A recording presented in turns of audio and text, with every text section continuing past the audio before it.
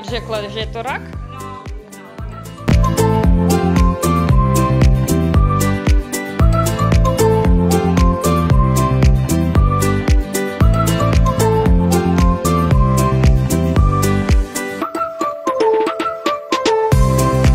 Tak, jaká je to barva? Zelená.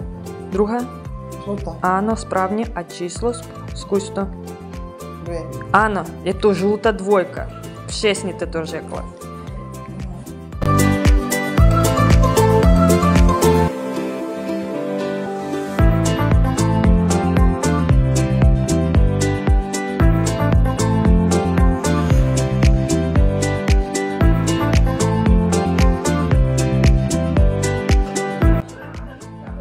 Je to něco kruhovýho?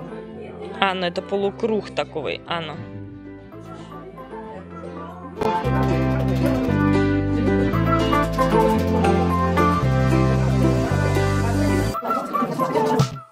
No je to овал, но это круг. Kruh. Ano.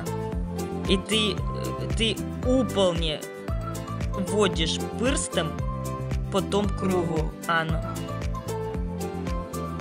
Žlutý kruh. Zelený něco jsem tam viděla. Ano. A Zelený. jako pozadí. Ano. Tam je žlutý kruh, uvnitř je zelený kruh. Jak se si tím А, ну это на главе. А teď куп честně. oči? Ano, je to oči, ano.